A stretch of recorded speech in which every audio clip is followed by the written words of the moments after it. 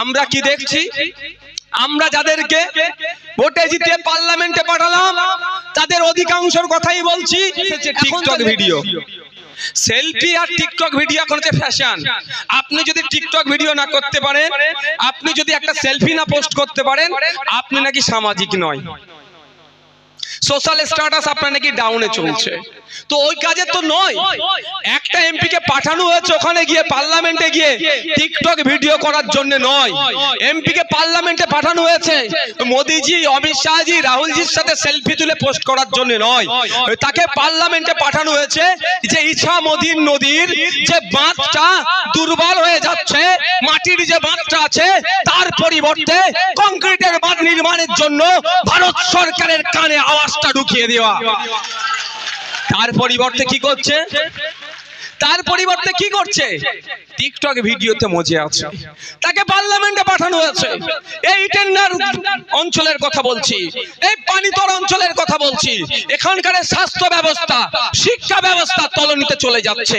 এখানকার যুব সমাজকে ধ্বংস করে দেওয়ার জন্য পাড়াতে পাড়াতে লিগাল ইনলিগাল মদের দোকান খুলছে। আমাদের আখতার রহমান বিশ্বাস পার্লামেন্টে গিয়ে ইটানগার মানুষের জন্য, বসিরহাটের মানুষের জন্য স্বাস্থ্য আন্দোলনের কথা বলবে, স্বাস্থ্য কেন্দ্রের মান উন্নয়নের কথা বলবে, শিক্ষা কেন্দ্রের মান উন্নয়নের কথা বলবে, নতুন শিক্ষা প্রতিষ্ঠান গড়ার কথা বলবে। যে সমস্ত শিক্ষা প্রতিষ্ঠানগুলো আছে সেখানে শিক্ষক নাই ছাত্র বেশি, শিক্ষক ছাত্রের রেশিও মেইনটেইনের কথা বলবে।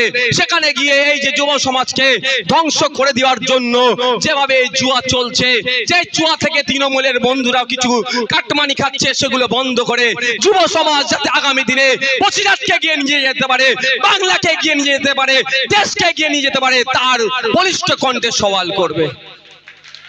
আপনারা যদি সুযোগ দেন, আপনারা সুযোগ দিলে এই কাজগুলো হবে, কারণ সুযোগ তো আপনাদের হাতে আছে। আপনারা সকলেই জানেন, বলে আসছে, কিন্তু আমার এখনো সৌভাগ্য হয়নি দেখার। আমি অপেক্ষায় আছি।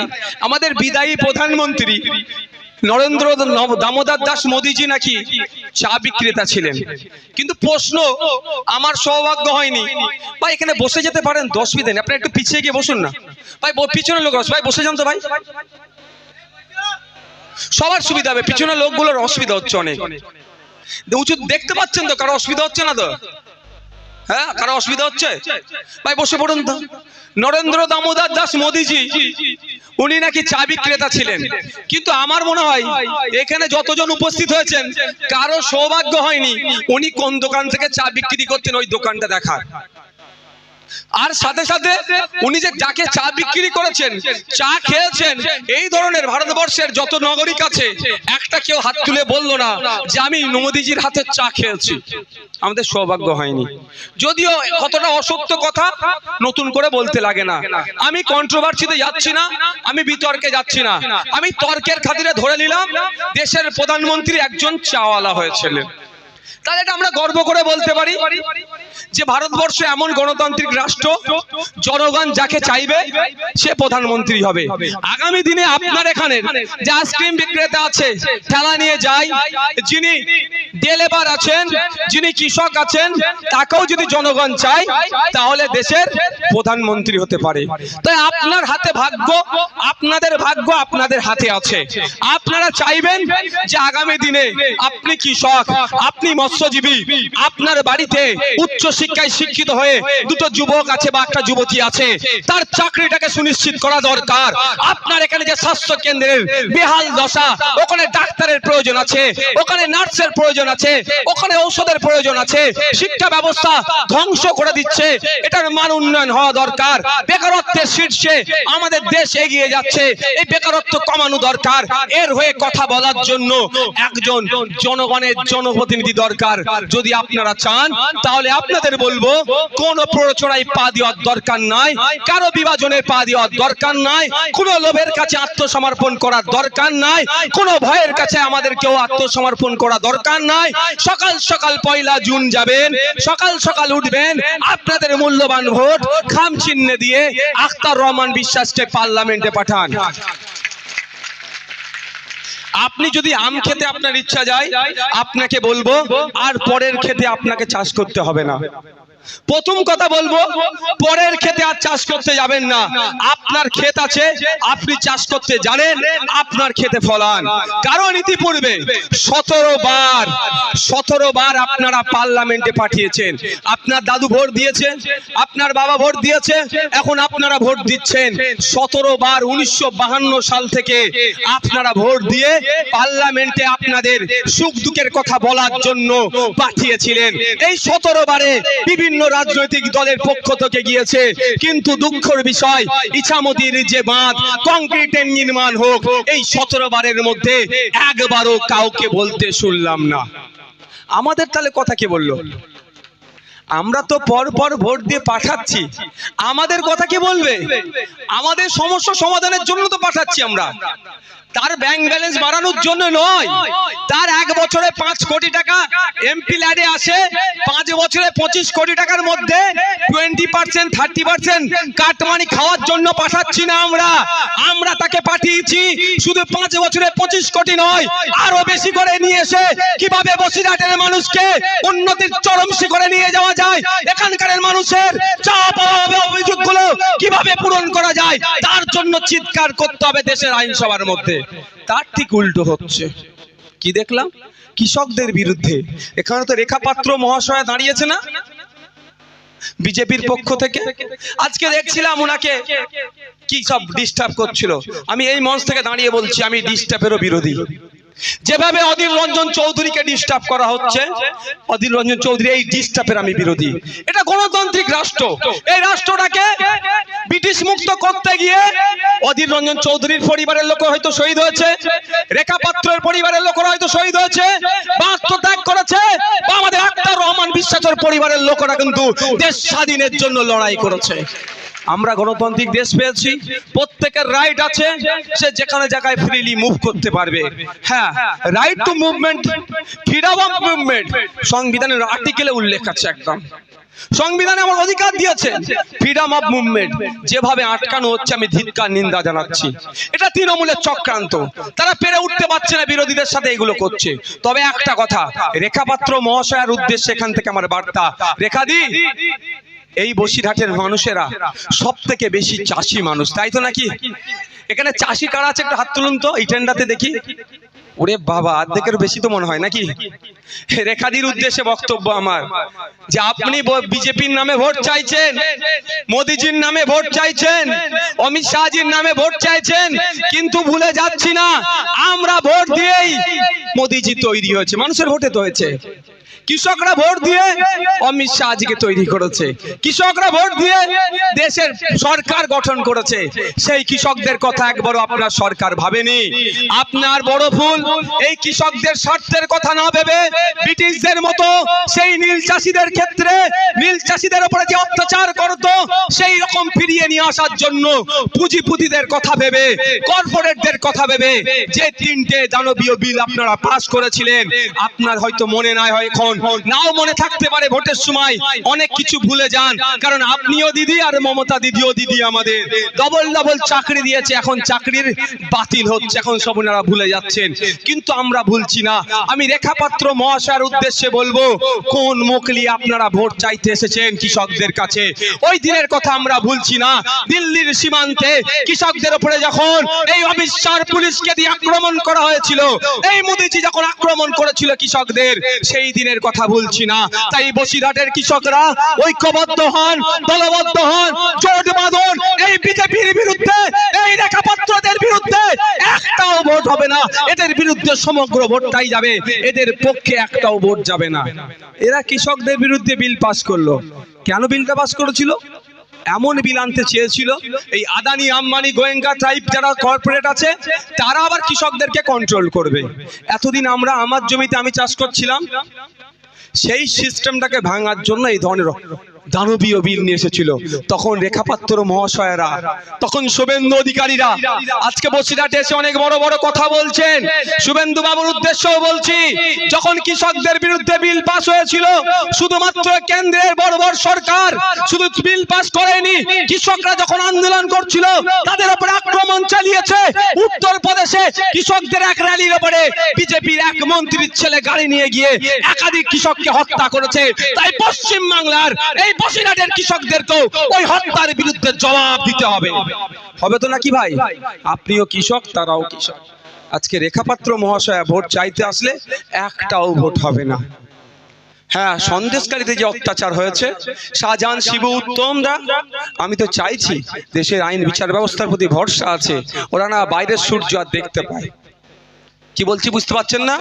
ওরা না আর বাইরের সূর্য দেখতে পায়, জেলের থেকেই যেন ওদের ওখান থেকে এমন পানিশমেন্ট ওদেরকে দেওয়া হোক ওরা বাইরের সূর্য না দেখতে পায়। কারণ বাইরের সূর্য দেখলে পুরো বাংলাকে তছনছ ধ্বংস করে ফেলবে।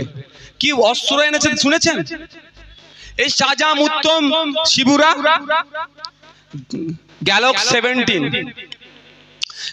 17 নামে একটা অস্ত্র পাওয়া গিয়েছে, যে অস্ত্র পশ্চিম বাংলা শুধু নয়, ভারতবর্ষের কোন পুলিশের কাছে অত হেভি অস্ত্র নাই। আমাদের দেশের পুলিশের কাছে অত হেভি অস্ত্র নাই, ওরা নিয়ে এসে হাজির করে ফেলেছে। তাই এরা যদি বাইরের সূর্য আবার দেখতে পায় তাহলে কি হবে বুঝতে, যা ছিল তার থেকে 10 গুণ ভয়ঙ্কর হয়ে যাবে। আমি আইন বিচার ব্যবস্থার প্রতি ভরসা আছে। তবে সন্দেশখালি দেখিয়ে যদি ওই শুভেন্দু অধিকারী ভোট চাইতে আসে, সঙ্গে সঙ্গে একটু ঘুরিয়ে দেবেন এই উত্তরপ্রদেশের উন্নয়নের দিকে, আপনার আশিপার দিকে, বিলকিস বানুর দিকে। গুজরাট গণহত্যা যখন চলছিল সেই সময় বিলকিস বানুকে যারা ধর্ষণ করেছিল, এই শুভেন্দু অধিকারীদের সরকার তাদেরকে মুক্তি দিয়েছে। আবার সুপ্রিম কোর্টে গিয়ে থাপ্পড় খেয়ে তারা ফিরে আসছে। তারা কোন মুখে কথা বলে? এদের কথা শুনলে চলবে না। এরা শুধু ভোটের কথা বলবে আর বিভাজনের কথা বলবে। তাই আপনাদের বলবো, কৃষক বন্ধুদের বলবো, উঠুন, তৈরি হন, জোট বাঁধুন। আগামী দিনে ভোটটা আসছে, কোন বিজেমূলকে ভোট নয়, এই তৃণমূল বিজেপি আমাদের মধ্যে বাইনারি তৈরি করে ভোটটাকে তারা নিজেদের মতো করে নিতে চাইছে। তাই এদের পক্ষে একটাও ভোট নয়। আমরা ওই দিনকে ভুলে যাচ্ছি না, কেন্দ্রের বিজেপি সরকার যখন কৃষকদের বিরুদ্ধে বিল পাস করেছিল, সারা দেশের কৃষকরা প্রতিবাদে উত্তাল হয়েছিল। বিভিন্ন রাজনৈতিক দলের পক্ষ থেকে কৃষকদেরকে সংহতি জানিয়েছিল, এই আন্দোলনের সাথে সাথ দিয়েছিল। পশ্চিম বাংলায় ইন্ডিয়ান সেকুলার ফ্রন্টও কৃষকদের ডাকা ভারত বন্ধকে সমর্থন জানিয়েছিল। আর তা কৃষকদের সাথে আমরাও রাস্তায় নেমেছিলাম। এই হাজী নুরুল ইসলাম সাহেবদের দলের পক্ষ থেকে ওই দিনকে ভারত বন্ধকে পশ্চিম বাংলায় সফল হতে দেয়নি। কৃষকদের বিরুদ্ধে তারা রাস্তায় নেমেছিল। যে কৃষকরা বন্ধ করতে নেমেছিল, এই হাজী নুরুল ইসলাম সাহেবের দলের পক্ষ থেকে কিছু গুন্ডা মস্তান ওই কৃষকদের সাথে সাথে আইএসএফের কর্মীদের উপর হামলা চালিয়েছিল। তাই এই ভোটের সময়তে হাজী নুরুল ইসলাম সাহেবকেও বুঝিয়ে দেব, তৃণমূলকেও বুঝিয়ে দেবো আমরা কৃষকেরা, যে তোমরা ওই দিনকে আমরা লড়াইটা ছিল, আমাদের আন্দোলনটা ছিল, আমাদের প্রোটেস্টটা ছিল বিজেপি সরকারের বিরুদ্ধে। মমতা ব্যানার্জির বুকে অত চিনচিন করছিল কেন? কেন আমাদের বন্ধকে সফল হতে দেয়নি? উপরন্তু আমাদের উপর তোমরা হামলা চালিয়েছো। তাই এই জুন মাসের 1 তারিখে আমাদের ভোটটাও কোনো বিজেমূল তৃণমূল বিজেপির পক্ষে যাবে না, ভোটটা আইএসএফের পক্ষে যাবে, খাম চিহ্নের পক্ষে যাবে।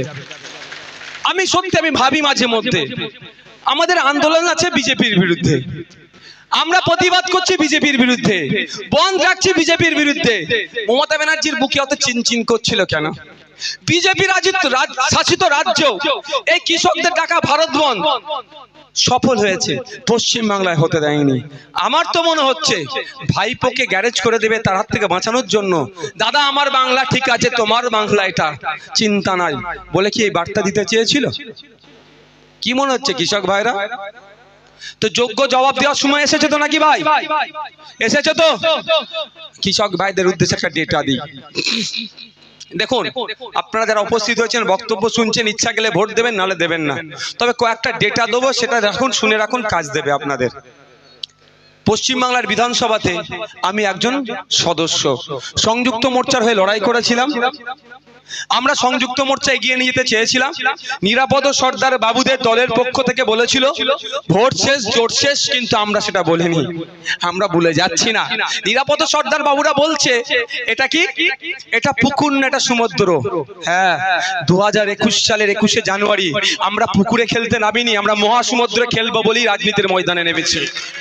হয়তো ওনারা পুকুর সমুদ্র বুঝতে পারছে না, আমরা সমুদ্রকে পার করার জন্য প্রস্তুত নিয়ে এসেছি রাজনীতির ময়দানে। নিরাপদ বাবুদেরকে একটু শুনিয়ে দিতে চাই। ভোট শেষ জোট শেষ ওনারাই বলেছিলেন, আমরা বলিনি। দেখ, যেটা বলছি, আমি পশ্চিমবাংলার বিধানসভায় সংযুক্ত মোর্চার একজন জনপ্রতিনিধি হিসাবে এখনো আছি, এবং যতদিন 2026 পর্যন্ত আমার পিরিয়ড আছে অতদিন আমি বলে যাব আমি নেমো খারাপ নয়, আমি বলে যাব সংযুক্ত মোর্চার আমি বিধায়ক। তো আমি ওই সময় বিধানসভাতে গিয়ে, যেহেতু আমি কৃষি প্রধান এলাকা থেকে বিধায়ক হয়ে গিয়েছি, আমি জানতে চেয়েছিলাম পশ্চিমবাংলার কৃষকদের মাসিক গড় আয় কত, যা মাননীয় মন্ত্রী মহাশয় কৃষি মন্ত্রী উত্তর দিতে পারেনি, শুধু বলছে 3 গুণ বেড়ে গিয়েছে। আমি একাধিকবার কোশ্চেন করেছিলাম, তাও আমাকে উত্তর দিতে পারেনি। আমার সন্দেহ হয়েছিল এ বেটারা উত্তর দিচ্ছে না কেন। ঠিক যেভাবে শ্রমমন্ত্রীকে প্রশ্ন করেছিলাম, এখানে তো কাজ হারিয়ে এখানকার সন্তানেরা ভিন্ন রাজ্যে কাজে যাচ্ছে আর লাশ হয়ে বাড়ি ফিরছে, এটা বন্ধ করতে হবে। আমি ওইটা আমার সন্দেহ হয়েছিল যে আমাদের রাজ্য থেকে ভিন্ন রাজ্যে কাজে গিয়েছে এই ধরনের সংখ্যা কত। শ্রমমন্ত্রীকে জিজ্ঞাসা করেছিলাম, উনার দপ্তর, উনি বলছে আমার কাছে জানা নাই। ভাবতে পেরেছেন? সে কথাই আছে না, আমি মন্ত্রীকে বাঁদর বলছি না, খারাপ ভাবে নেবেন না, আমি উদাহরণের জন্য বলছি। বাঁদরের হাতে খড়ি নরকেল দিলে কি হবে? হ্যাঁ, কি হবে? বিপদ হয়ে যাবে না? তো আমি ওনাকে বাঁদর বলছি না। দেখুন, আমি আমার ওই এতটা ঔদত্ত না, একটা মন্ত্রীকে বলবো।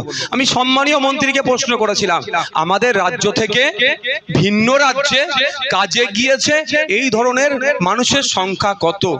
মন্ত্রী মহাশয় ওই স্পিকার স্যারের ওখান থেকে উঠে, মানে তার টেবিল থেকে উঠে যত বিধায়ক আছে সবাই দেখেছে, বিজেপির বিধায়ক দেখেছে, তৃণমূলের বিধায়ক দেখেছে, সংযুক্ত মোর্চার বিধায়কের কোশ্চেনের উত্তর দিতে পারেনি। বলছে ওটা আমার এখন জানা নাই, পরে জানিয়ে দেবো। 1 বছর হয়ে যাচ্ছে, আমাকে এখনো জানাবার জন্য প্রয়োজন বোধ করেনি, তার কাছে ডেটাই নয়। তো এই ধরনের কোশ্চেন যখন করেছি, আপনার মন্ত্রীকে, কৃষি মন্ত্রীকে উত্তর দিতে পারেনি। একাধিকবার প্রশ্ন করেছি, উত্তর দিতে পারেনি। আমার সন্দেহ হয়েছিল ও নামকা অস্তে মন্ত্রী, গোপাল ভাঁড়ের থেকেও ভয়ঙ্কর অবস্থা, এ কিছু জানে না। তাহলে আমাকে আমারটা জেনে নিতে হবে, আমার কৃষক ভাইদের জন্য, ভাঙড়ের ভোটারদের জন্য, সারা রাজ্যের কৃষকদের জন্য। কৃষি প্রধান রাজ্য আমরা, 50% মানুষ সরাসরি কৃষিকাজের সাথে যুক্ত। পশ্চিমবাংলার 70% মানুষ প্রত্যক্ষভাবে, প্রত্যক্ষভাবে 70% মানুষ এই কৃষিকাজের সাথে যুক্ত। তাহলে এদের কথা ভাবতে হবে আমাকে। আমি ডেটা দেখতে লাগলাম, আমি একটু গবেষণা, একটু পড়াশোনা করতে লাগলাম। এডুকেশন হ্যাজ নো এন্ড, শিক্ষার শেষ নাই। আমি যে বিদ্যাসাগর এটাও বলছি না, স্বল্প জ্ঞান আছে, আর জ্ঞানের আমি অন্বেষণ করি। যারা এই বিষয়ে এক্সপার্ট তাদেরকেও জানতে চাইলাম। দেখতে দেখতে ভারত সরকারের দেয়া একটা ডেটাতে দেখলাম পশ্চিমবাংলার কৃষকদের মাসিক গড়াই দেখে আমার মাথা খারাপ হয়ে গেল। আমি আরো খুঁজতে লাগলাম, কাশ্মীর দেখলাম। কাশ্মীর আমরা মাঝে মধ্যে পেপার পত্রিকায় দেখি, কাশ্মীরের কৃষকদের মাসিক গড়াই কত।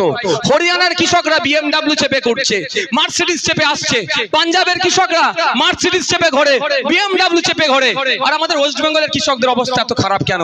দেখতে দেখতে দেখলাম হরিয়ানার কৃষক, পাঞ্জাবের কৃষক, মহারাষ্ট্রের কৃষক, কাশ্মীরের কৃষক, মেঘালয়ের কৃষকদের মাসিক গড়াই কারো 22,000, কারো 18,000, কারো 19,000, কারো 15,000 মাস গেলে ইনকাম করে। আর আমরা অভাগা, মমতা ব্যানার্জির রাজ্যে আমরা পড়ে আছি। আমাদের এত ভালোবাসা মমতা ব্যানার্জি দিচ্ছে, আমাদের কৃষকদেরকে ভালোবেসে পুঁতে ফেলার চেষ্টা করছে। মাত্র মাস গেলে 7,000 টাকার নিচে ইনকাম, বিলো 7,000। 7,000 টাকা, 60 নয়, 60 নয়, 7 ইংলিশে 7, বিলো 7,000, 7,000-এর নিচে ইনকাম। আমার তো মাথা গেল ঘুরে, তাহলে আমার দেখার ইচ্ছা গেল। আচ্ছা, এই বক্তব্য দিচ্ছে কারো অসুবিধা হচ্ছে নাকি? এগুলো আপনাদের জেনে রাখা দরকার। আবারও বলছি, ইচ্ছে গেলে ভোট দেবেন, তাহলে আপনাদের হয়ে লড়াই বেশি করে করতে পারবো। না ইচ্ছে গেলে যাকে ইচ্ছা ভোট দেবেন, যে যাকে ভোট দিয়ে পার্লামেন্টে পাঠাবেন তার কাজের ভুল হলে সমালোচনা করব, আমি জোর করব না। রাতের অন্ধকারে 5,000, 2,000, 500, 100 বা হুমকি দেবো, ভোটার কার্ড কেড়ে নেবো, এ কাজ আমি করব না। তবে একটা কথা, গ্রামে গঞ্জের কথা বলছি, ভোটার কার্ড কেড়ে নিলে ভাববেন না যে আপনি ভোট দিতে পারবেন না। 15টা আইটেম আছে, ব্যাংকের পাসবুক থেকে শুরু করে ছবি দিয়া সরকারি স্ট্যাম্প লাগানো যে কোনো কাগজ নিয়ে যাবেন, আপনারা ভোট দিতে পারবেন। তৃণমূলের বন্ধুরা যদি ভোটার কার্ড কেড়ে নেয় কিচ্ছু বলবেন না, আধার কার্ডটা নিয়ে চলে যাবেন, ব্যাংকের পাসবুক নিয়ে চলে যাবেন, ড্রাইভিং লাইসেন্স নিয়ে চলে যাবেন, স্কুলের সার্টিফিকেট থাকলে সেটা নিয়ে চলে যাবেন। এই ধরনের 15টা আইটেম আছে, নিয়ে যাবেন। আপনাদের জ্ঞাতার্থে জানিয়ে দিলাম। তো আমি দেখলাম যে তাহলে সব থেকে বেশি ইনকাম কার গেলে মাস গেলে, আমি দেখে অবাক হয়ে গেলাম। মেঘালয় রাজ্যের মাস গেলে ইনকাম হচ্ছে 29 থেকে 30 হাজার টাকা। ভাবতে পেরেছেন? মাস গেলে মেঘালয় রাজ্যের কৃষকদের মাসিক গড় আয় পরিবার পিছু 29 থেকে 30 হাজার টাকার। আমরা এত অভাগা, আমাদের 7,000 টাকার নিচে। এটা ডেভেলপ করার জন্য, এটাকে বাড়ানোর জন্য পশ্চিমবাংলার কৃষকদের মাসিক গড় আয় যাতে বাড়ে, সেটা বাড়ার জন্য আমাদের যাদের কণ্ঠ করে রাজ্যের আইনসভার মধ্যে পাঠিয়েছিলি, যাদেরকে বলার জন্য দেশের আইনসভার মধ্যে পাঠিয়েছি, তারা ঠিকঠাক দায়িত্ব পালন করেনি বলে আজকে আমরা এত তলানিতে পড়ে আছি।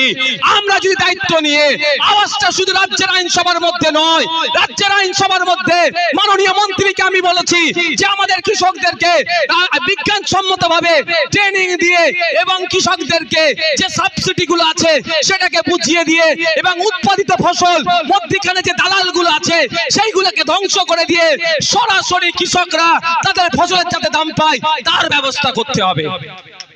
এই আওয়াজটা শুধুমাত্র রাজ্যের আইনসভার মধ্যে আমরা সীমাবদ্ধ রাখতে চাইছি না, এই আওয়াজটা আমরা দেশের আইনসভার মধ্যে পাঠাতে চাইছি। এই আওয়াজটা, এই কৃষকদের কণ্ঠটা, কৃষকদের বঞ্চনার যে শিকার হচ্ছে, এটা আমরা দেশের আইনসভার মধ্যে পাঠাতে চাইছি।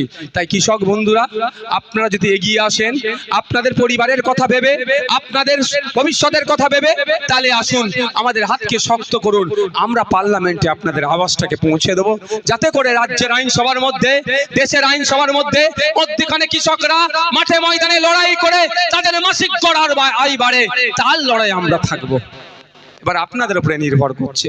ভাই আজকে আমার হাতে একগুচ্ছ এ দিয়েছে আপনাদের এখান থেকে, আর ট্রান্সপোর্টের কথা থেকে শুরু করে এই দাদাগিরি তোলাবাজি থেকে শুরু করে আবাস যোজনার ঘর দেওয়ার জন্য প্রতিশ্রুতি দিচ্ছে। এখন আপনাদের বলি, এই বেটা করে সব ম্যাক্সিমাম জেলে যাবে। তিহার জেল পরিষ্কার হচ্ছে, প্রেসিডেন্সি জেল পরিষ্কার হচ্ছে, আর তার এদের কথা ভেবে এরা অন্তত জেলে গিয়ে যদি একটু ভালো খেতে পাই, বাইরে তো হারাম খেয়ে পেট মোটা করে ফেলছে, জেলে গিয়েও যাতে একটু খেতে পাই। আমাকে 42 দিন জেল কাটিয়েছিল জানেন। আমাকে যেই দিন পুলিশ কাস্টডি থেকে জেল কাস্টডি হচ্ছিল, আমার উকিল জজকে বলে ফেলেছিল যে আমার মক্কেল অর্থাৎ এমএলএ কে ডিভিশন 1 দেওয়া হোক, অর্থাৎ জেলে গেলেও ভিআইপি ট্রিটমেন্ট পাওয়া যায়, জেলে গেলেও ভিআইপি ট্রিটমেন্ট পাওয়া যায়। ওই দেখতে পাচ্ছে না কদিন ধরে পেপারে আসছিল, কচি পাঁঠার মাংস খেতে ইচ্ছা করেছিল ওই পার্থবাবুকে, এটা ভিআইপি ট্রিটমেন্ট পাওয়া যায়। নেতা তো আমরা, আমাদের বিশাল ব্যাপার। তো আমার অ্যাডভোকেট বলে ফেলেছিল, তখন কিন্তু এজলাস থেকে আমাদের বিশ্বজিৎ দাও ছিল, আমি বলেছিলাম যে আমার ভিআইপি ট্রিটমেন্ট লাগবে না, কারণ একাধিক আছে। আমি দুটো কারণ আজকে বলছি, সময় স্বল্প। প্রথম কারণ হচ্ছে চটে বসা লোক আমাকে ভোট দিয়ে আমাকে ভিআইপি বানানো।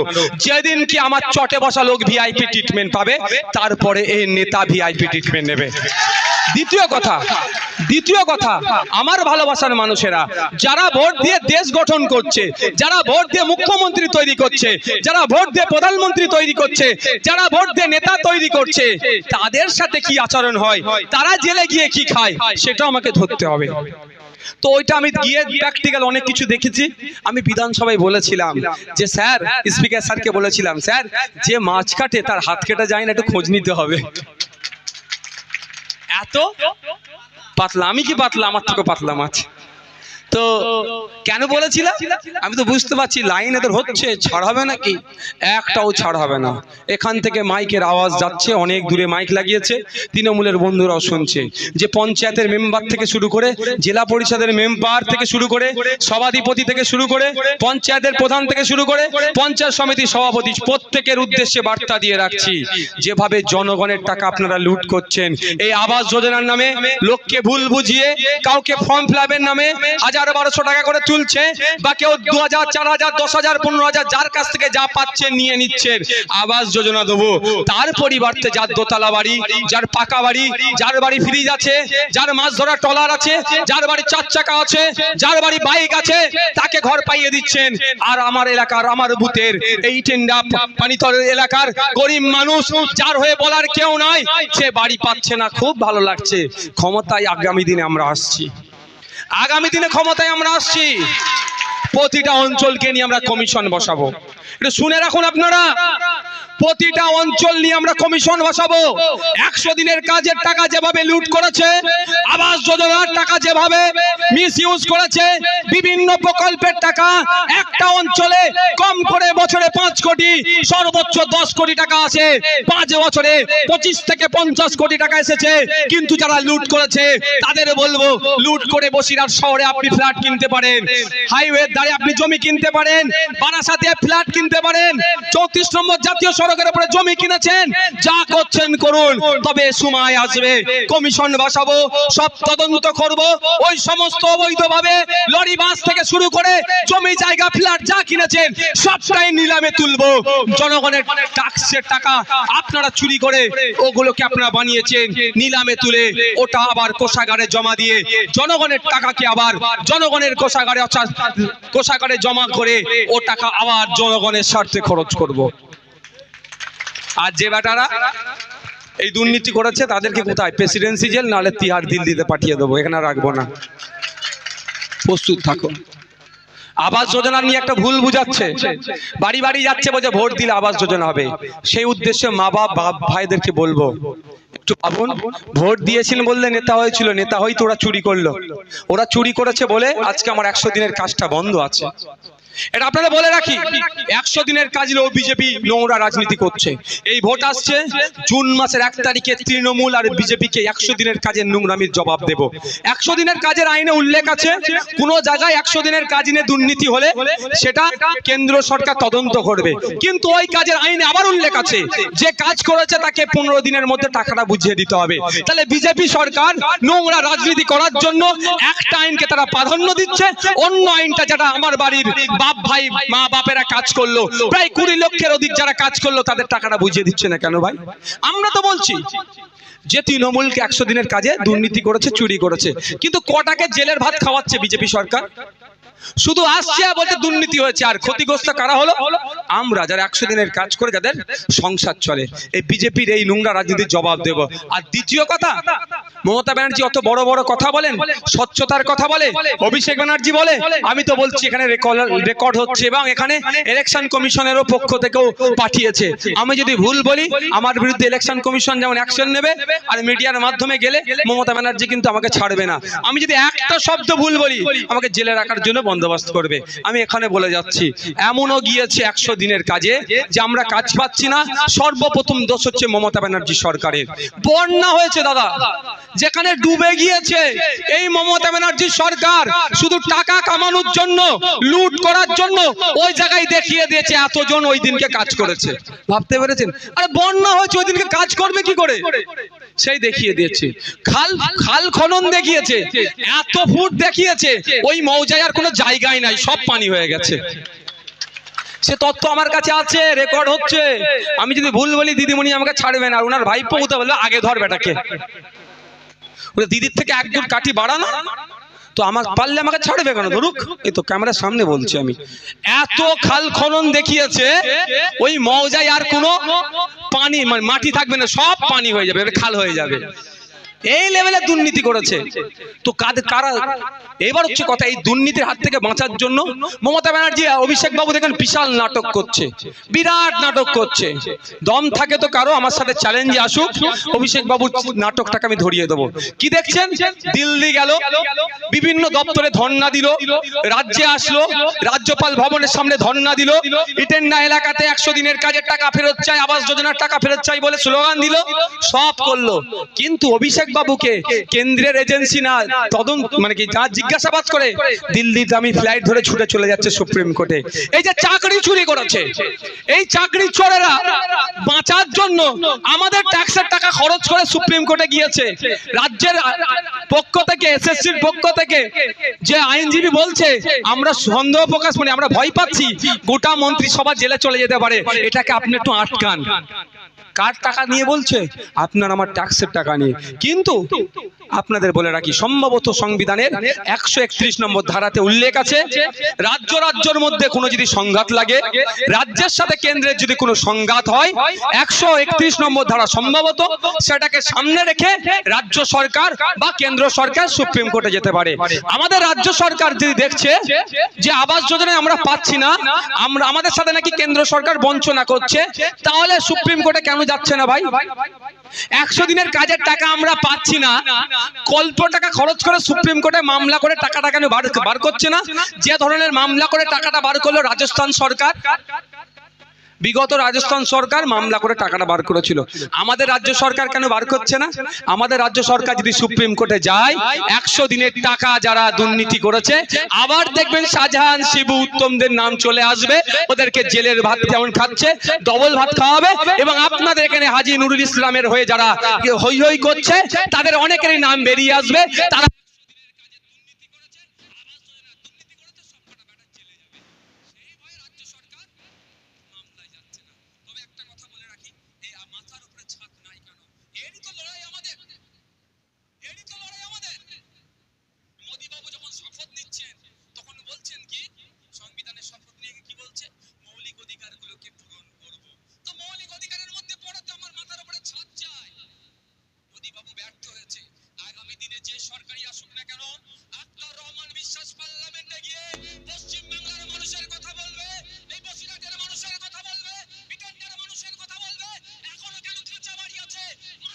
ছাদ নাই কেন, আবাস যোজনার ঘর যাতে বুঝিয়ে দেওয়া যায় তার আওয়াজ তুলবে। যদি আপনারা সুযোগ দেন, কোনো কাটমানি লাগবে না, কোনো কাটমানি লাগবে না। গতকালকে একটা প্রোগ্রাম করছিলাম ন্যাশনাল হাইওয়ের ধারে আমডাঙ্গাতে, সেখানে আমার কাছে একটা চিঠি আসলো। তার আগে যোগাযোগ করেছিল, মধ্যখানে তারা যোগাযোগ বন্ধ করে দিয়েছিল। ন্যাশনাল হাইওয়ে অথরিটি অফ ইন্ডিয়ার 2013 সালে একটা সংশোধনীতে বলা হয়েছে যে রাস্তা সংস্কার হয়, জানেন তো, রাস্তা চওড়া হয় এই ক্ষতিপূরণের বিষয়ে। সেইখানেও তৃণমূলের বন্ধুরা ক্ষতিপূরণও তো কাটমানি খেয়েছে। তো এর সমাধান করতে কোথায় যেতে হবে? দেশের আইনসভার মধ্যে, যেখানে দেশের আইন তৈরি হচ্ছে, সেখানে গিয়ে আমাদেরকে তো বলতে হবে। তো আমাদের লোককে যদি সেখানে না পাঠায়, তাহলে আমরা যেটা আশা করছি বিতা হবে। আমরা আশা করছি আম খাবো, আর যদি আমরা গাছ লাগিয়ে দিই আম পাওয়া যাবে দাদা? তাহলে আম খাওয়ার ইচ্ছে গেলে কি করতে হবে? আম গাছ লাগাতে হবে। যদি চান আপনার কণ্ঠ পার্লামেন্টে যাবে, আপনার হয়ে কথা বলবে, আপনার হয়ে সওয়াল করবে, আপনার অধিকার বুঝিয়ে দেওয়ার জন্য সেখানে গণতান্ত্রিক প্রক্রিয়ায় লড়াই করবে, তাহলে কে টিকটক ভিডিও করেছে যার দল, তাদেরকে আর ভাবার দরকার নাই। আর যারা জনগণের বিপক্ষে বিল পাস করিয়ে শুধু আদানি আম্বানিদেরকে সহযোগিতা করার জন্য এই শুভেন্দু অধিকারীদের দলেরা, এই সুকান্ত বাবুদের দলেদেরকেও আমাদের জনবিচ্ছিন্ন করতে হবে। তাই আগামী দিনে আপনাদের ভোটটা খাম চিহ্নতে দিতে হবে, জনগণের জনপ্রতিনিধি হয়ে পার্লামেন্টে পাঠাতে হবে। ভাই, পানীয় জল থেকে শুরু করে অনেক বিষয় আমাদেরকে দিয়েছে। আমি আপনাদের একটা কথা বলতে পারি, শেষে যেটা পয়েন্টটা দেখছিলাম, অনেক পয়েন্ট আছে, বলা সম্ভব নয়। কটা বাজে? আর 5-7 মিনিট বক্তব্য দেবো। কারো অসুবিধা হবে ভাই? অসুবিধা আছে? কারো এনার্জি লস হচ্ছে না তো? আমার কিন্তু হচ্ছে না। আমি একটা কথা বলি আপনাদেরকে, আমি আমার ছেলেদেরকেও বলি, একটু অ্যারেঞ্জমেন্ট রাখবে। মানে একটু যে বসার এই চট দিয়েছে বা চেয়ার যতটুকু দিতে পেরেছে, যদি 30টা লোক থাকে আমার ফুল এনার্জি দিয়ে বক্তব্য দেবো। আর 30,000 লোক থাকলেও, 3 লাখ লোক থাকলেও আমি ফুল এনার্জি দিয়ে দেবো। আমি লোক কত হয়েছে নিয়ে ভাবি না, আমার দরকার যাকে বুঝাতে এসেছি, যে টাইমটা দিচ্ছি জানি তোর মধ্যে 10টা লোকও বোঝে। তো এখানে যে একটা পয়েন্ট দিয়েছে নেশার কথা, আজকে দুঃখের বিষয়, 2011 সালের আগে মমতা ব্যানার্জি বলেছিল যে মুসলমান খাতরে মে হ্যায়, বলেছিল না? সাচার কমিটির সুপারিশগুলো দেখিয়ে আদিবাসীরা বিপদে আছে, দলিতরা বিপদে আছে, নমশূদ্ররা বিপদে আছে, মতুয়ারা বিপদে আছে, এই ধরনের বলে বলে ভোট চেয়েছিল না? মুসলমানরা ভেবেছিল এবার বিপদ থেকে কেউ উদ্ধার করতে এসেছে। কি দেখলাম? শিক্ষার নাই মুসলমানদের, স্বাস্থ্যের অবস্থা খারাপ, চাকরি নাই, বকাফ সম্পত্তি বিহাত হয়ে যাচ্ছে, অনেক মিষ্টি মিষ্টি কথা বললো। মুসলমান ম্যাক্সিমাম ভোট দিয়ে জেতালো। কি দেখলাম? আপনারা এখানে এত এলাকার মানুষেরা আছেন, আপনারা একজন হাত তুলে আমাকে বলুন আপনার বুথে নতুন একটা শিক্ষা প্রতিষ্ঠান হয়েছে? একজন হাত তুলে অন্তত বললে আমি খুশি হব। কেউ আছে? কারো বুথে নতুন শিক্ষা প্রতিষ্ঠান হয়নি? এই কারো বুতে নাই? কি সত্যি বলছেন না আমার সাথে? আমার মন রাখার জন্য বলছেন? তাহলে ভাবুন, এখানে তো বিভিন্ন বুথের লোকজন আছেন, কিন্তু আমি একটা কথা বলবো, এখানে যে কজন আছে সবাই আমার সাথে সহমত হবে। মমতা ব্যানার্জি শিক্ষার কথা বলেছিল, স্বাস্থ্যের কথা বলেছিল, ওয়াকাফ প্রপার্টি উদ্ধারের কথা বলেছিল, চাকরির কথা বলেছিল। তার পরিবর্তে আমাদেরকে কি করেছে? পাড়ায় পাড়ায় লিগাল ইললিগাল মদের দোকান খুলে যুব সমাজকে ধ্বংস করে দিচ্ছে। এটার সাথে মনে হয় আমার সবাই সহমত হবে ভাই। মদের দোকান পাড়াতে পাড়াতে খুলে দেয়নি? গাঁজা থেকে শুরু করে অবৈধ নেশার, এই ভুল বলছি নাকি? তাই বলবো আপনাদেরকে, যুব সমাজকে ধ্বংস করে দিচ্ছে। আমি আসছিলাম, ওপারে প্রচুর মা বোনেরা দাঁড়িয়ে আছে। মা বোনেদের থেকে শুরু করে বাপ ভাইদের বলবো, আমাদের সুযোগ দিন। আগামী দিনে আমরা ক্ষমতায় আসলে আমরা রিসার্চ করে দেখেছি, আমরা গবেষণা করে দেখেছি, যে ক্রাইমগুলো হচ্ছে, যে অশান্তিগুলো হচ্ছে, যে নোংরামিগুলো হচ্ছে, তার 100টা নোংরামির মধ্যে মদপান করে নেশাগ্রস্ত হয়ে প্রায় 70টা ক্রাইম এই নেশার জন্য হচ্ছে। আপনারা যদি আগামী দিন আমাদের সুযোগ দেন, আমরা দায়িত্ব নিয়ে বলছি, আমরা যদি সুযোগ দেন আমাদেরকে, লিগাল ইললিগাল প্রত্যেকটাই মদের দোকান, নেশার সমস্তটাই আমরা বন্ধ করব। আছে তো মদ মুক্ত রাজ্য, আছে তো। বিহারে চলে যান, গুজরাটে, আরো অনেক রাজ্য আছে। তাহলে পশ্চিমবাংলা পারবে না কেন? পশ্চিমা মমতা ব্যানার্জি শিক্ষার কথা বলে মদের বোতল হাতে ধরিয়ে দিচ্ছে। তোরা হই হই কর আর মারামারি কর, ওটা বন্ধ করতে হবে। বাপ ভাইদের বলবো, আপনি হয়তো ভাবছেন আমার ছেলেকে আমি কন্ট্রোল করছি, আপনার বাড়ির মেয়েটা আছে, আপনার যে জামাই হয়ে আসবে সে তো মাতাল হয়ে যাচ্ছে না তো? এটা ভাবতে হবে। আপনি আপনার ছেলেটাকে বসাচ্ছেন, বসাচ্ছেন, ভুল পথে যেতে দিচ্ছেন না, কিন্তু আপনার ছেলের বন্ধুগুলোকে একটু ভাবুন। হাতের কাছে যদি আগুনের কাছে মোম থাকে, ও স্বাভাবিকভাবেই মোম গলবে। তা আমরা ওটাকে মোমটা জ্বালিয়ে, মানে আগুনটা দূরে সরাবো, এখানে রাখবো না। তাই লিগাল ইললিগাল মদের দোকান আমরা বন্ধ করে দেবো, যদি আপনারা আমাদেরকে সুযোগ দেন। ভাই যারা উপস্থিত হয়েছেন, অনেক কথা বলার ছিল। সুমাইয়ের আবার কি গো? এখানে এখানে এখানে আপনাদের বর্ডার এলাকা তো, আমি একটা গুরুত্বপূর্ণ কথা বলবো ভাই। আমরা এখান থেকে তো মানে জোরে আওয়াজ দিলে বর্ডারে আওয়াজ চলে যাবে না, ওপার বাংলার লোক শুনতে পেয়ে যাবে। আমি আপনাদেরকে একটু দায়িত্বশীল হতে হবে, কারণ দেশ আমাদের, দেশের নিরাপত্তার দায়িত্ব যেমন বিএসএফরা আছে বর্ডারে, অভ্যন্তরীণ নিরাপত্তার দায়িত্ব কিন্তু আমাদের প্রত্যেককে তুলে নিতে হবে। অনুরোধ করবো আপনাদেরকে, কোনো রকম ভাবে না কোনো সমাজ বিরোধী, দেশ বিরোধী শক্তি বর্ডারের ওপার থেকে এপারে এসে কোনো রকম ভাবে না গুটি মেরে ঝুপটি মেরে বসে থাকতে পারে। আমরা সবাই চাতক পাখির মতো এইদিকে নজর রাখবো। আমার দেশে বহির্বিশ্বের কোন শক্তি এসে না মাথা মারতে পারে, কোন অপশক্তি না আমার দেশে মাথা তুলে চাড়া দিতে পারে। সেটাও কিন্তু বর্ডারে যেমন বিএসএফরা দেখছে, বর্ডার ছাড়া আমরা যারা নাগরিক আছি আমরা সেটাকে কঠোরভাবে দেখব। যদি মনে হয় ও পাড়ায় সে পাড়ায় এই পাড়ায় ওই রকম ঘুরঘুর করছে কোনো একটা কেউ মনে হচ্ছে, সাথে সাথে আমাদের লোকাল প্রশাসন পুলিশ বন্ধুরা আছে, তাদেরকে ইনফর্ম করবেন। তাদেরকে বলতে যদি সাহস না পান আমাদেরকে বলবেন। ওই অপশক্তির কিন্তু জ্বর থেকে আমাদেরকে ধ্বংস করতে হবে, তাদের বীজ দাঁত ভাঙতে হবে। আমাদের দেশে কোন রকম অরাজকতা আমরা করতে দেব না। হবে তো ভাই? এটা মাথায় থাকবে তো ভাই? আপনাদের উদ্দেশ্যে বলি, শেষের দিকে এসেছি, অনেকে অনেক কথা বলবে। আমাকে তো বারবার বলে, কখনো বলে আমি বিজেপির দালাল, কখনো বলে আমি মুসলমানদের দল, কিন্তু ভাই আমি গায়ে যা বলে কানে শুনি, এখান দিয়ে বার করি। কারণ কি জানেন? এখানে যারা উপস্থিত হয়েছেন বিভিন্ন ধর্মের মানুষ আছেন, বিভিন্ন জাতের আছেন, বিভিন্ন বর্ণের আছেন। আমি মানুষ, বিপদগ্রস্ত মানুষদেরকে উদ্ধারের জন্য, তাদের হয়ে লড়াই করার জন্য আইএসএফ তৈরি হয়েছে। কে কোন জাত কোন বর্ণ কে আমাদের দেখার প্রয়োজন নাই, তার অধিকার সে পাচ্ছে কি পাচ্ছে না তার লড়াইয়ে আমরা আছি। আপনাদের একটা কথা বলি, আপনারা অবাক হয়ে যাবেন। এই মমতা ব্যানার্জির আমলে কত আমরা উপকৃত হয়েছি বা কত ধ্বংস হয়েছে জানতে পারবেন। মমতা ব্যানার্জি নিজের হাতে দপ্তর আছে, ভূমি সংস্কার দপ্তর, তিনি নিজে এই দপ্তরটাকে সামলান। সেই দপ্তরেও দুর্নীতি হয়েছে। হিন্দু সমাজের পূর্বপুরুষেরা দেবদেবীর নামে, মন্দিরের নামে কিছু সম্পত্তি উৎসর্গ করে গিয়েছিল বা অনেকে যায়, সেটাকে আমরা দেবত্ব সম্পত্তি বলি। তার রক্ষণাবেক্ষণ যিনি করেন তাদেরকে সেবায়েত বলা হয়। তো এই মমতা ব্যানার্জির আমলে এই দেবত্ব সম্পত্তি যেটা হস্তান্তরযোগ্য নয়, যেটা বিক্রি করা যায় না, সেটাও বিক্রি হয়ে যাচ্ছে। যখন নওশাদ সিদ্দিকী আইএসএফ, এই বিক্রি কেন হচ্ছে? দেবত্ব সম্পত্তি দেবদেবীর নামে যেটা উৎসর্গ করা হয়েছে, মন্দিরের নামে যেটা উৎসর্গ করা হয়েছে, সেটা ফিরিয়ে নিয়ে এসে ওই দেবদেবীর নামে করে আবার করে দেওয়া হোক, আবার মন্দিরের নামে করে দেওয়া হোক। জল জমি জঙ্গলের যে স্বাভাবিক অধিকার আদিবাসীদের, সেটা পাচ্ছে না কেন? এর বিরোধিতা যখন করি, এসটি কোটাতে নন এসটিরা কেন চাকরি করবে? এসসি কোটাতে অর্থাৎ দলিত আদিবাসী ভাইদের জন্য যে সংরক্ষণ আছে, সেই সংরক্ষণ টাকার বিনিময়ে অন্যজন কেন যখন নেবে? এই কথা যখন বলি, এর বিরোধিতা যখন করি, তখনই নওশাদ সিদ্দিকীর মাথায় টুপি, মুখে দাঁড়ি, নওশাদ সিদ্দিকীরা মুসলমানদের দল হয়ে যাচ্ছে।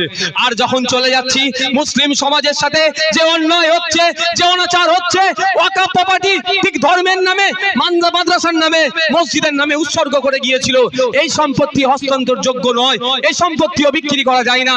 কেন? মমতা ব্যানার্জির আমলে এই সম্পত্তি বেশি বিক্রি হয়েছে, কংগ্রেসের আমলে হয়েছে, বামেদের আমলে হয়েছে, কিন্তু মমতা ব্যানার্জি সবাইকে ছেপিয়ে গেছে এই আমলে। এটা ফিরিয়ে নিয়ে এসে আবার ওয়াকফ সম্পত্তি ফিরিয়ে দিতে হবে।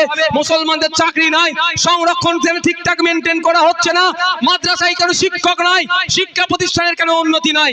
এ কথা যখনই আমি বলছি, তখনই নওশাদ সিদ্দিকী বা আইএসএফ বিজেপির কাছ থেকে কত টাকা নিয়েছে, বিজেপির দালাল হয়ে যাচ্ছে। যাব কোথায়? আমার হিন্দু মায়ের হয়ে কথা বললে বিজেপির দালাল, এই মুসলমানদের দল, আর মুসলিম মায়ের হয়ে কথা বললে বিজেপির দালাল। আমি আপনাদের এখান থেকে একটা কথা বলে যাই, যে সমস্ত তৃণমূলের বন্ধুরা এখন তো আবার আমার বামেদের বন্ধুরা বলতে শুরু করেছে নাকি টাকা নিচ্ছি। ভাই, আমাদের সুইস ব্যাংক নাই, বামেদের নেতাদের খুঁজলে পাওয়া যাবে কি বলতে পারবো না আমি। তো বামেদের বন্ধু থেকে বলছি, তৃণমূলের বন্ধুদের বলছি, সুইস ব্যাংকে অ্যাকাউন্ট কি করতে হয় আগে খুলে দিন, তারপরে এখানে আমি অন ক্যামেরা বলে যাচ্ছি, সর্বপ্রথম আমি বিজেপির কাছ থেকে টাকা নেবো, আপনারা অ্যারেঞ্জ করুন। এই মাইকের আওয়াজ বামেদের বন্ধুরাও শুনছে তো? যারা বাজারে বাজারে গিয়ে আমাদের নামে মিথ্যাচার করছেন। তবে একটা কথা বলছি, বন্ধুত্ব ছিল আমাদের সাথে, সেই সম্পর্ক এখন বন্ধুত্ব থেকে আমরা ডিটাচ, সেই জন্য বন্ধুত্বের ভালোবাসা ছিল বলে এখনো কিন্তু নওশাদ সিদ্দিকী মুখ খুলছে না। যদি মনে করে নওশাদ সিদ্দিকী নীরব বলে দুর্বল কেউ ভাবে, আমাদেরকে আক্রমণ ক্রমাগত করে। কিন্তু রেজ্জাক মোল্লার ইতিহাস আমি জানি, রেজ্জাক মোল্লা জেলা সম্পাদক কেন হয়নি তার ইতিহাস আমি জানি। শুধু একটা পয়েন্ট দিয়ে যাচ্ছি, এই ধরনের অনেক পয়েন্ট আছে, মাদ্রাসায় কি বলেছিল সবগুলো আমাদের জানা আছে।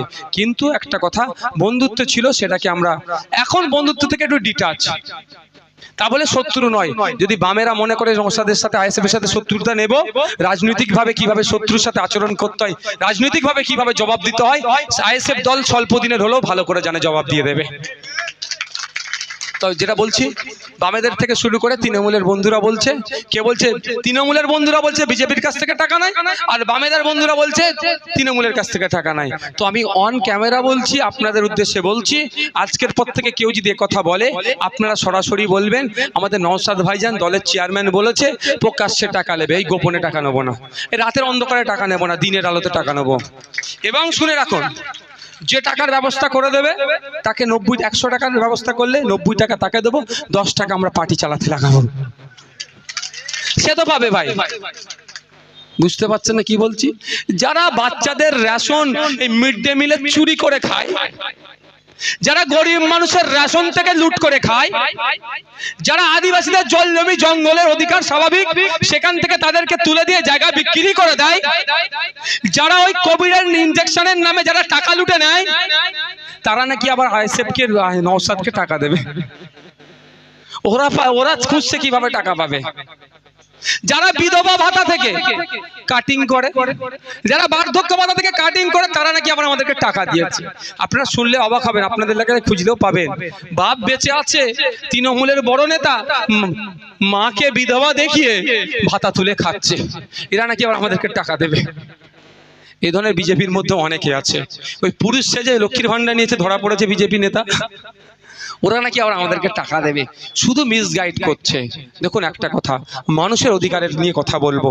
দলিত হতে পারে, আদিবাসী হতে পারে, মতুয়া হতে পারে, নমশূদ্র হতে পারে, সিদ্দিক হতে পারে, ব্যানার্জি হতে পারে, সৈয়দ হতে পারে, সরকারি কর্মচারী হতে পারে, যে কেউ হতে পারে। যার অধিকার হনন হচ্ছে তার হয়ে কথা বলবো। আপনারা দেখেছিলেন আমার সরকারি বন্ধুদেরকে রাজ্য সরকার তাদের কেন্দ্রীয় সমাহারে দিয়ে দিচ্ছে না। যাদের সংগ্রামী যৌথ মঞ্চের মঞ্চে আমি গিয়েছিলাম, তারা যখন অনশন করছিল সেখানে গিয়ে তাদের দিয়ে যাতে ঠিকঠাক পায় তার হয়ে কথা বলছিলাম, আমাকে ধাক্কা দিয়েছিল। আমার উত্তর দিতে পারেনি, আমার উপরে আক্রমণ করতে চেয়েছিল, কিন্তু কথা বলা তো আটকাবে না আমার।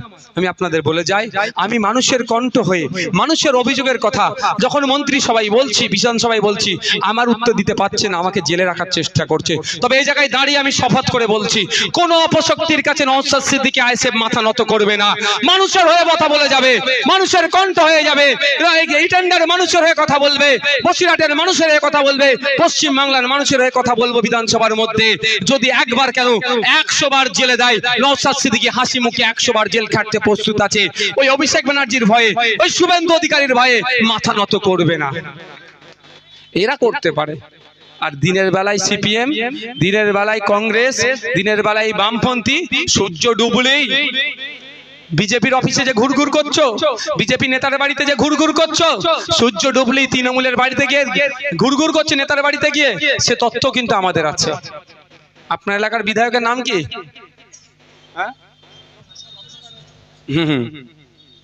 সে কোথা থেকে এসেছিল?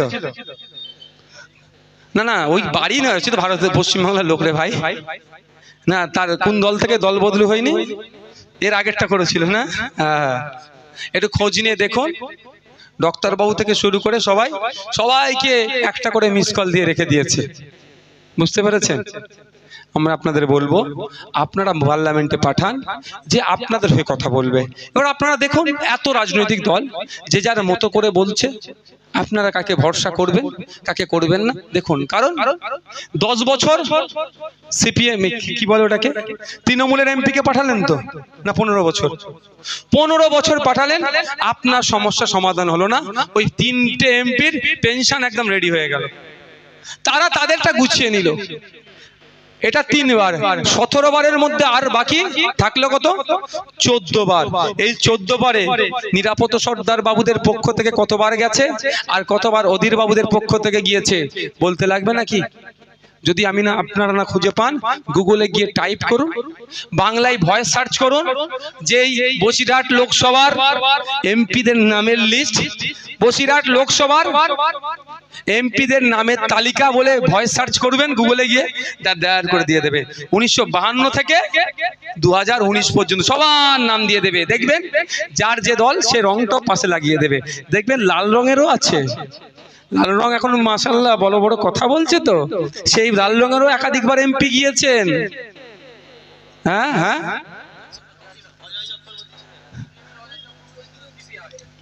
হ্যাঁ ও তো করছে তো, বলছে না সকালে। আর এখানে তো কি বলছে একটু বলো, একটু জোরে অজয় চক্রবর্তী দুবারের সংসদ, বসিরহাট লোকসভা, তার ছেলে দোদল মোদীবাবুকে রিসিভ করেছে বিএসএফ মাঠে, আপনারা দেখেছেন। তিনি যুব মোর্চার দায়িত্ব।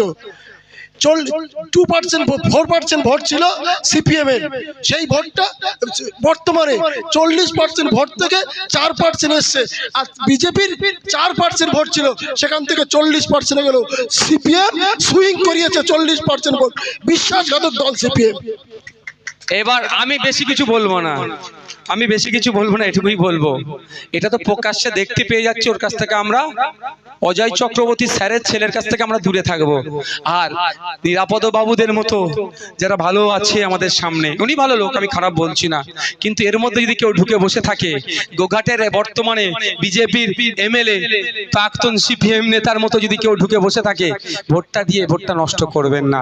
আমি বলছি বসিরহাটে এটা নিয়ে আমার কটা 4টে জনসভা হলো না, 3টে, বসিরহাটে 3টে জনসভা করলাম। বিশ্বাস করুন, আমি যতটুকু বুঝতে পারছি, আপনাদের অনুরোধ করব, বিজেমূলকে হারানোর জন্য খামচিহ্ন ছাড়া অন্য কোনো জায়গায় ভোট দিয়ে আপনাদের ভোটটা নষ্ট করবেন না।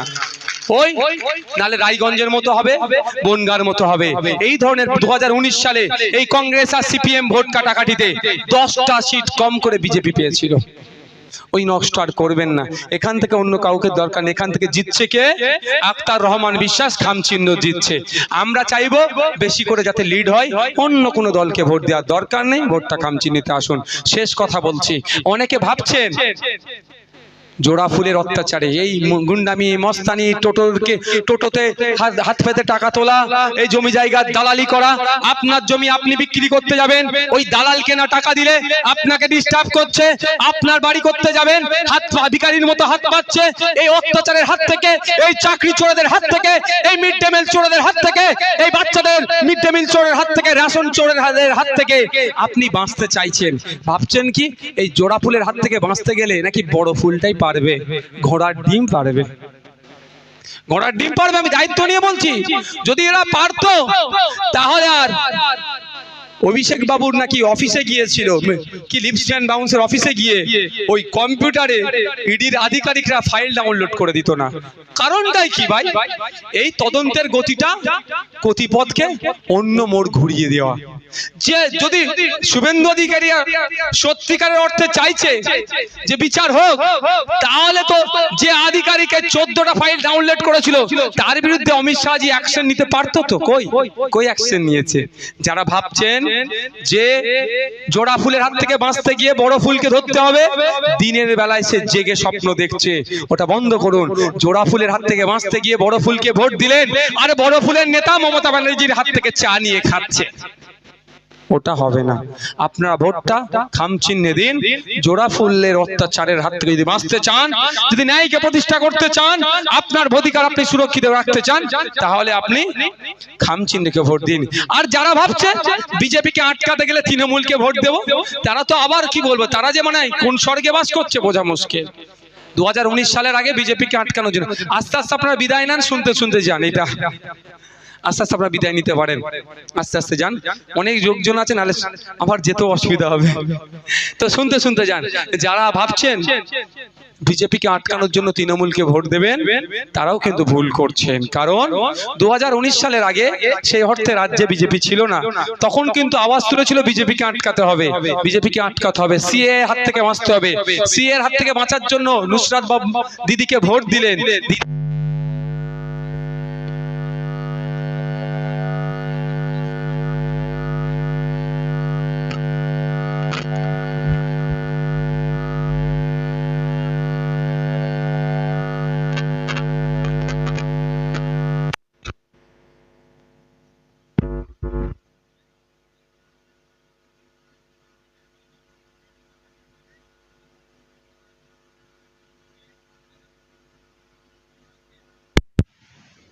আক্তার রহমান বিশ্বাসকে ভোট দিয়ে পার্লামেন্টে পাঠান। সকলে ভালো থাকবেন, সুস্থ থাকবেন, আস্তে আস্তে বিদায় নেন। যেতে যেতে একটা গুরুত্বপূর্ণ কথা হয়তো আপনাদের কাছে নাও লাগতে পারে, তবে আমি আপনাদের সাথে শেয়ার করি। আচ্ছা, আপনারা কি কোনোদিন দেখেছেন যে